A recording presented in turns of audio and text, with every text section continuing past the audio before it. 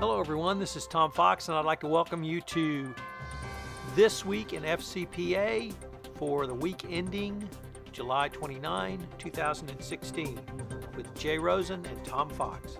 This is episode 15.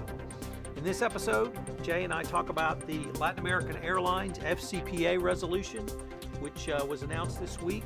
We talk about the continued fallout from the Wolf of Wall Street lawsuits filed by the Department of Justice seeking civil forfeiture for monies allegedly purloined from the Malaysian Sovereign Wealth Fund, 1MDB. And this week's revelation that the law firm of some of the money flowed through the trust account of the law firm of Sherman and Sterling, which had done legal work for some of the individuals identified. We talk about the Petrobras shareholder lawsuit, which is going to trial next month in Judge Jed Rakoff's courtroom in New York City.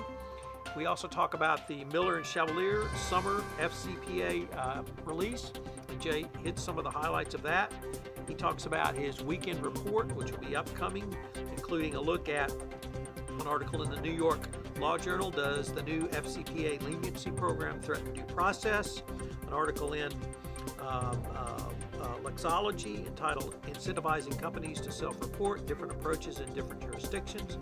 A video blog from Paul Weiss around the new FCPA Pilot Program. The podcast Unfair and Unbalanced, the U.S. Open edition between myself and Roy Snell, and also a podcast on the FCPA Compliance and Ethics Report, where I talked to Mike Volkov about the declinations after the pilot program. We also talk about the Center for International Private Enterprise and its work in anti-corruption across the globe. Thank you very much for listening. Hello, everyone. This is Tom Fox, and I'd like to welcome you to This Week in FCPA for the week ending July 29. I am here with my cohort, co-host, colleague, Jay Rosen. Jay, hello. Hello, Tom. And we will dispense with speaking about the weather because I'm not getting any sympathy for my triple digits. So let's get right into things. Let's just say it's hot in both locations. How about that? Okay. That's fair enough. So we had I thought a fairly interesting week in the FCPA compliance and ethics related matter. We had a very interesting resolution of an enforcement action with lots of strange twists.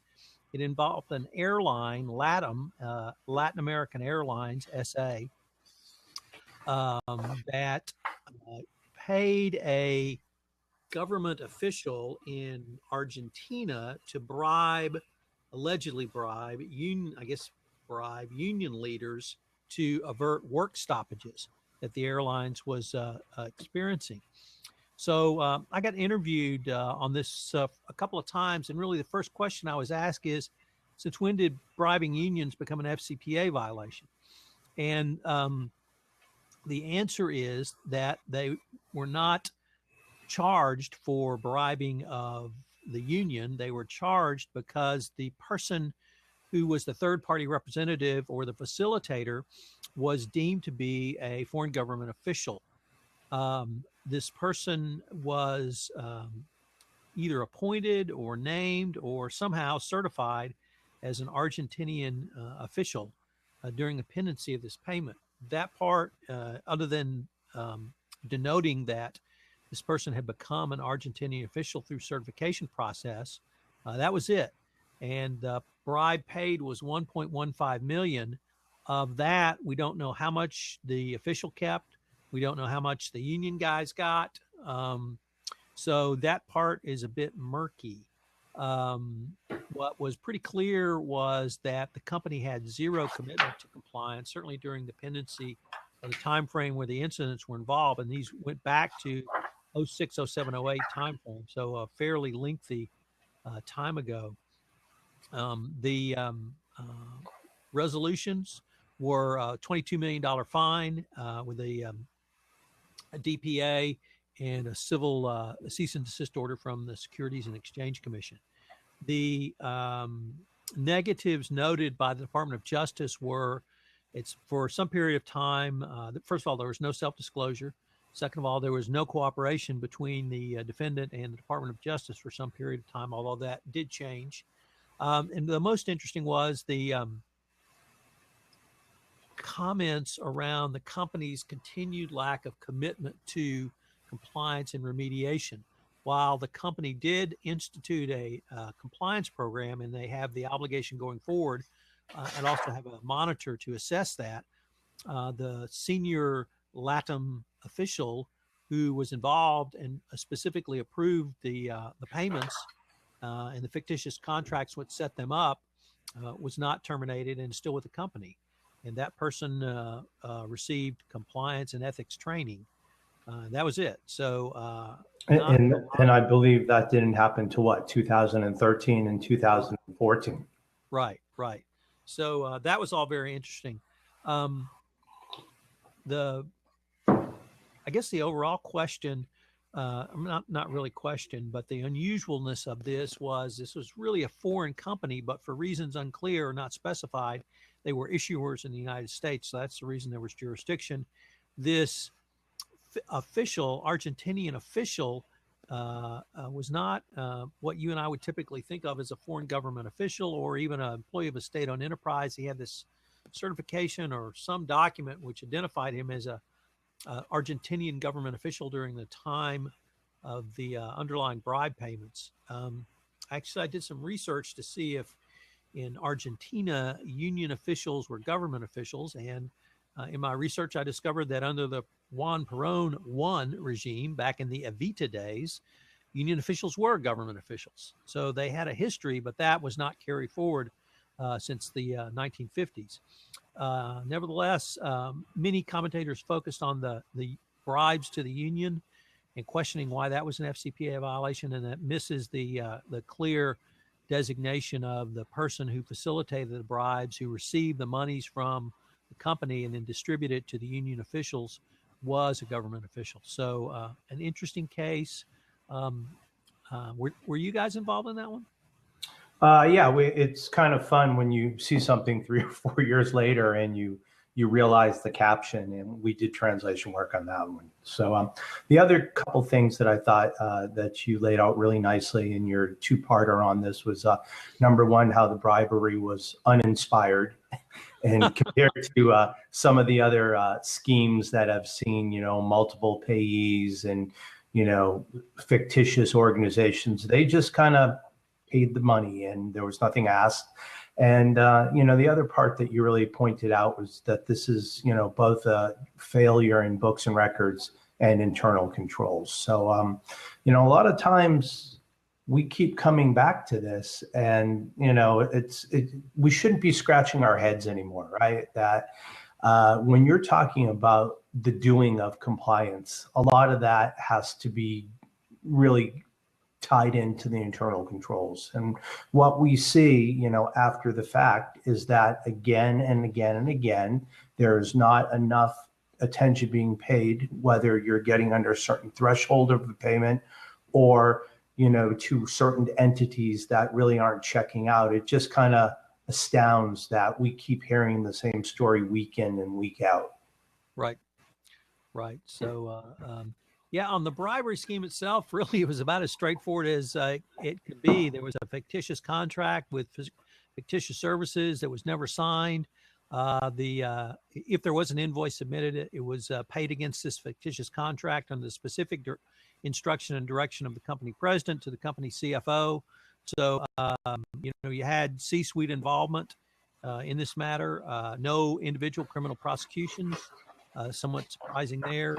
Nevertheless, we did have a criminal books and records and internal controls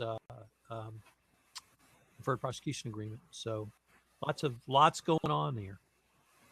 Okay, so how about let's go to your good friend, the Wolf of Wall Street. What's the good news or not so good news that we heard this week? Yeah, this is this is the fallout from the forfeiture suits filed by the Department of Justice involving the Malaysian Sovereign Wealth Fund, 1MDB. And there was an article in the New York Times, I think in the deal book section, detailing that the law firm of Sherman and Sterling had done legal work for some of the people who allegedly received the nefarious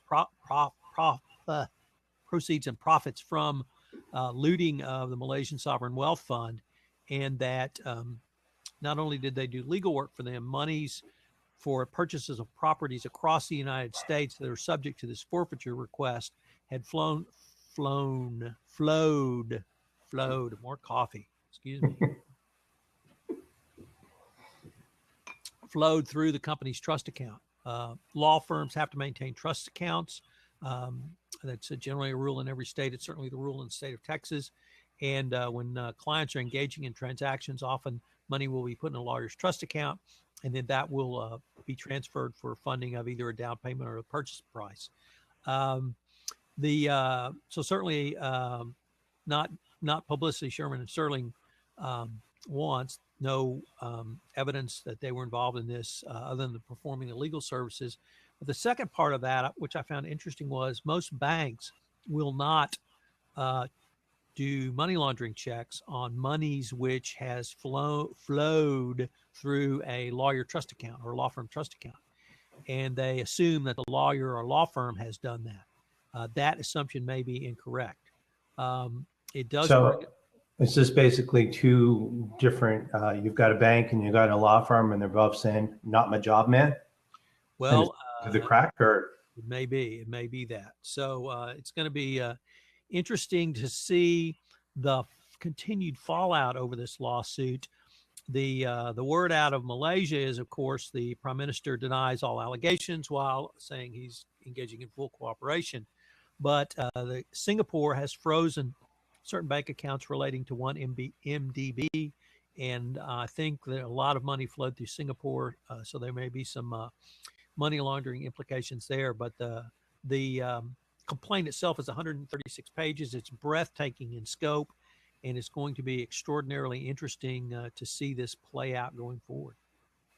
Great. So one thing I'd like to throw out to everyone, we really haven't had a chance to analyze it, but yesterday our good friends at Miller Chevalier in DC came out with their half-year report. And a couple things I just wanted to highlight it as trends, and I've already got my reading glasses on, so I'll just go for it. It says that the SEC continues to focus on relatively small corporate actions, most of them self-reported, while the DOJ appears to have generally closed the parallel investigations without enforcement. There's been a significant number of agencies resolved enforcements involving China, big surprise. And the last thing is that both agencies, and in particular the Department of Justice, are continuing to engage in concerted effort to target misconduct by individuals. And, we're always talking about the numbers. So this year, so far to date, we have 26 enforcement actions, which puts us past 21 from last year. And the way it breaks down is SEC is 6 corporate, 4 individual, and then DOJ, 13 corporate, and 3 individuals. So when you look at it, the high water point was 2010 when there was a total of 72 enforcement actions. So right now we're at 26 mid-year, and it looks like, if things go the way they're going, we will blow past 2011, which was 36. So I think what it all kind of says, and we'll digest this more in detail, is that there still are a lot of incentives out there, and we talk about this quite often, from the Yates memo to the pilot program.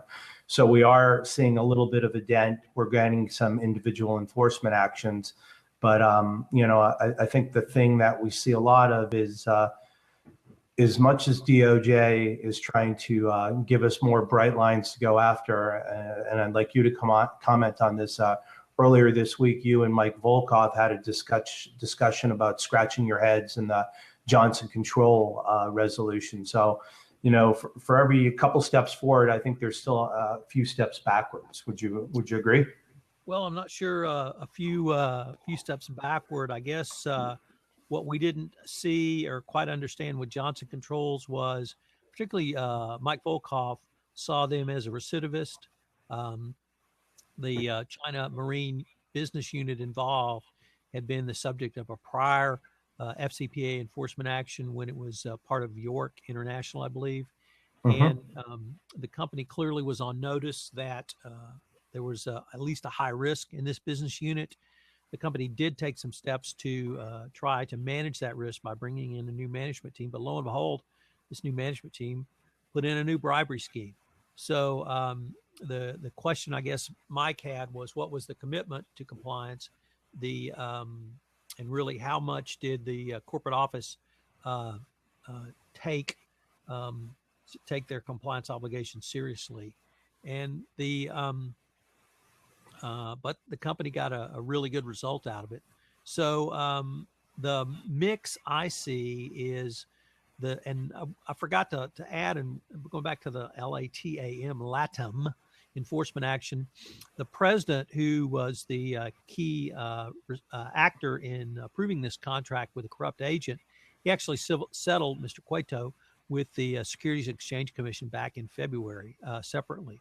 So we had that rarest of enforcement actions, FCPA, SEC individual enforcement action. We have them from time to time, but they're generally pretty rare where individuals settle with the SEC. Nevertheless, I think the clear message is that the department is speeding up, the SEC is speeding up, and the Department of Justice are speeding up the time frames.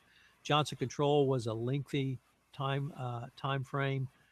LATAM was a very lengthy time frame that probably had a lot to do with it being essentially a foreign air service or air company, although they were an issuer in the U.S., and there were pretty clear lack of cooperation at some point. So I think we're trending in the right direction.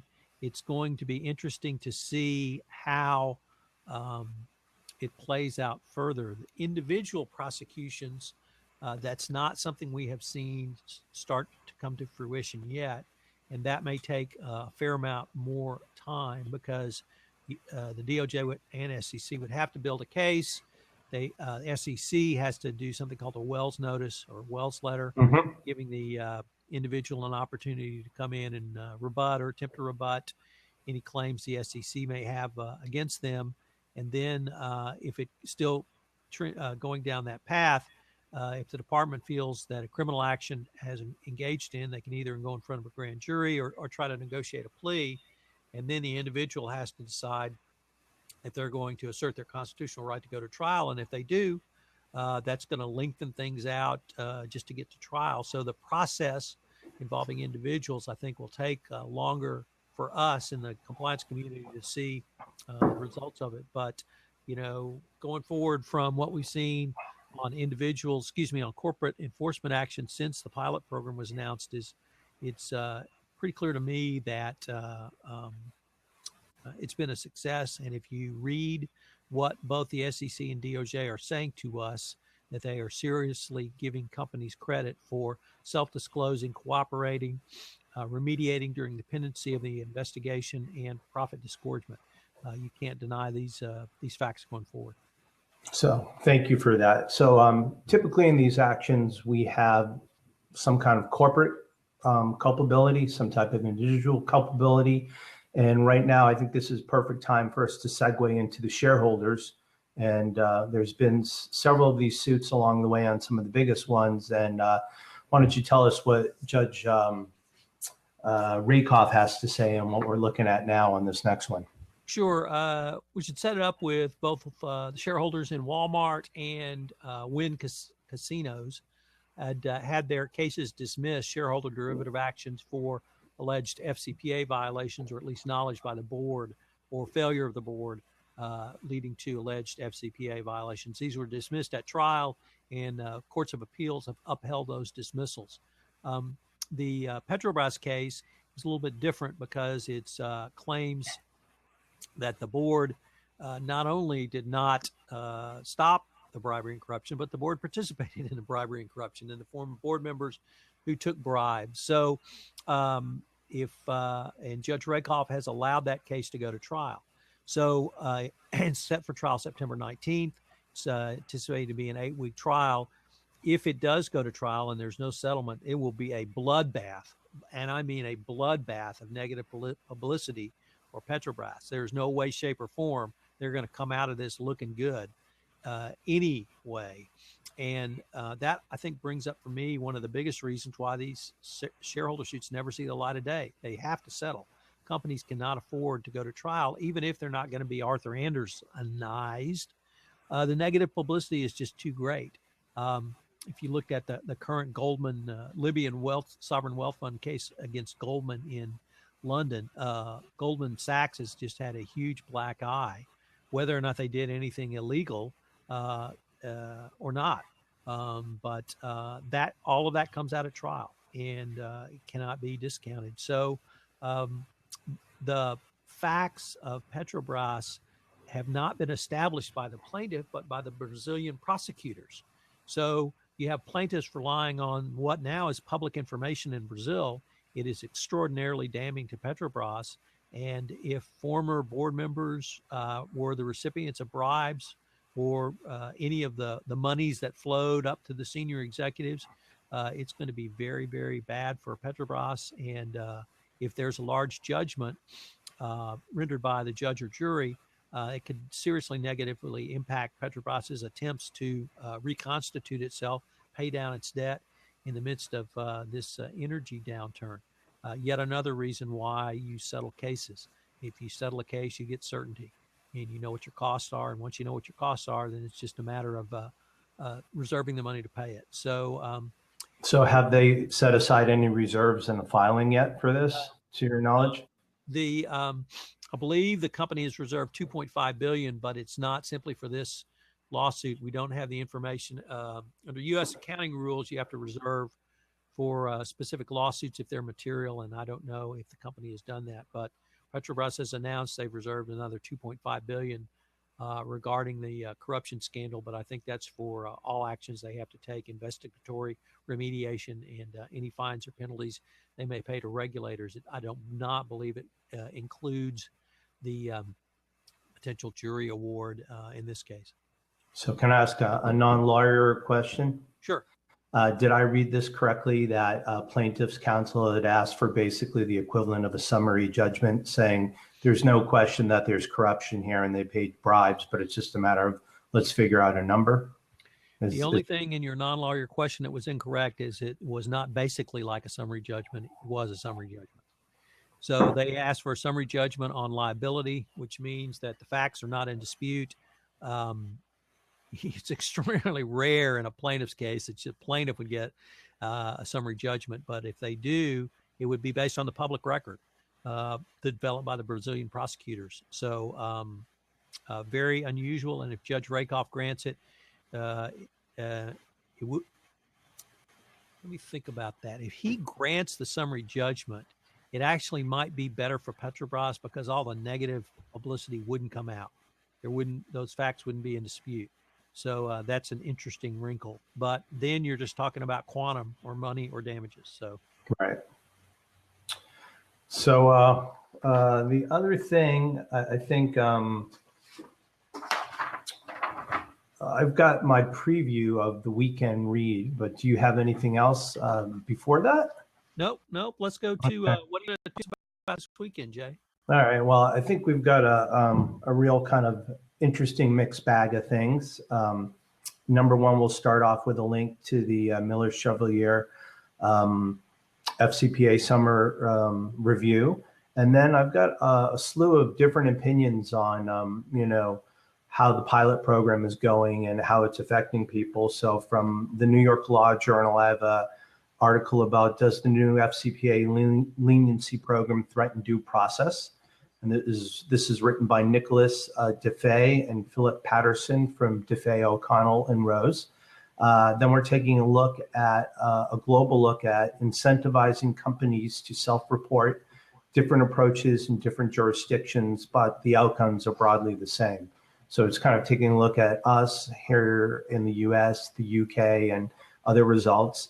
There's an interesting video blog from Paul Weiss on anti-corruption and FCPA by the two pilot program, the FCPA chairs, Alex O and Farrah Berse.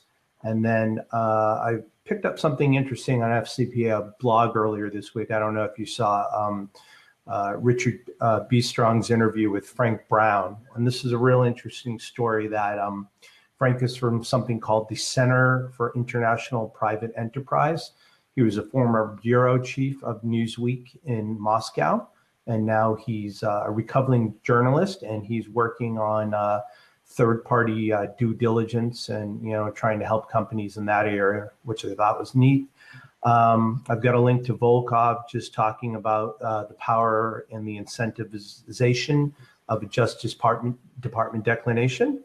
And then as a tip to you and Roy, I want everyone to go unfair and unbalanced and talk about the USGA.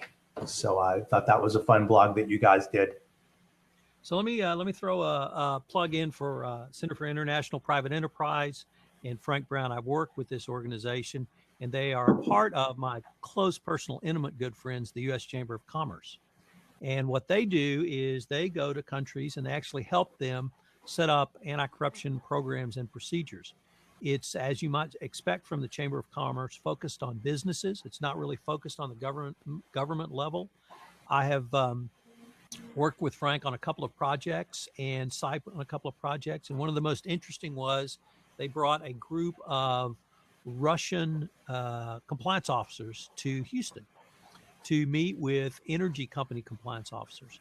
And so we got the chance to interact with them and kind of talk about what the state of energy compliance programs were here in Houston, questions they had. We got to tour them, treated them to some barbecue, and it was a lot of fun and a great cultural exchange of ideas and information. No matter what you think of the current Russian government, when you get to the Russian people, they are incredibly friendly people, friendly to the United States. They want to move towards more Western values, and it may be slower than you and I or the compliance community here might like. Nevertheless, their hearts are in the right places, and they're going to move towards that. So CIPE has had other initiatives in specifically Ukraine, and they are getting ready to have an initiative in Iran. So they're a very interesting organization. I was really pleased that Richard Bistrong highlighted Frank and CIPE's efforts going forward. So check out their website, Center for International Private Enterprise, CIPE, and in Jay's weekend post, and I'll have it on today's show notes as well. So a great organization, and if you have the chance to work with them, please do so. Do you have any travel coming up? Are you speaking anywhere in the next couple of weeks? Nope. We are hopefully in Houston and enjoying the 100-degree heat. Thank you very much for the next few weeks. I like to be here in the summer and enjoy the heat. So that's it. Hopefully for until the last of August. Great, and nothing too exciting here. We had cooking lessons last week with the girls, and again, I think we're looking forward to some spaghetti carbonara tonight. One thing, though, I would like to plug once again the Society of Corporate and Compliance Ethics conference. The annual Compliance and Ethics Institute in September. It will be in Chicago. I am a speaker with Louis Sapperman, the Chief Compliance Officer at Dun & Bradstreet, or D&B, and we are going to do, Jay, a social media extravaganza where we're going to live podcast, we're going to live blab, we're going to stream, we're going to have a live Twitter feed going where people can comment and send us questions while we're up on stage. And it's really designed to show the power of social media within your corporation. And Louis is really a leader in this at Dun & Bradstreet. They incorporate social media tools into their compliance program. He told me that he'd actually sent out an internal request for employees to comment on Pokemon Go. And he was going to try to evaluate those to see if that was something that he can incorporate into his compliance program. And he didn't know the answer to it, but I thought it was a really interesting way to use social media and use it in an exponential manner so that you're not only asking what people are doing, but you're taking something so far outside the typical corporate experience to see if there's a way you could incorporate that back into your messaging from your corporation. I say all of that not only to publicize our talk, but also if you haven't booked your hotel room at the Hilton in Chicago, you need to do so now. I got to notice that It's nearly full. If you haven't signed up, you can still sign up. But if you want to get in on the hotel, that everything will be happening, you need to do so now or as soon as you can. Lots happen. A lot happens at the hotel that is not involved in the conference. You and I both go down to the bar, watch football, have lots of social meetings with folks. And if you're not in the hotel, really can't take as much of an advantage of those. So if you're interested in the world's biggest compliance conference, that's SCCE. I'll be speaking there. I think you're speaking, aren't you? Yeah, I'm running an advanced discussion group on Tuesday. Right. So what time Tuesday? Right before lunch. So, it's always a risky slot. So Lewis and I are on at 3 on Monday. Unfortunately, we're on the same time slot as Volkov, so I won't get to hear him. But please sign up. Please come to the conference. It's a great conference, and maybe we should do a blab show. Oh, we should definitely. And then if anyone's looking for the URL for SCCE, it's actually www.corporatecompliance.org. Once you get to that web page, then pull down their events, and you're looking for the Compliance and Ethics Institute for this fall in Chicago. So hopefully we'll see you all there, and wishing everyone a great weekend. Stay cool, and we're out from Los Angeles. Well, Jay, have a great weekend, and we will look forward to visiting on This Week in FCPA next week.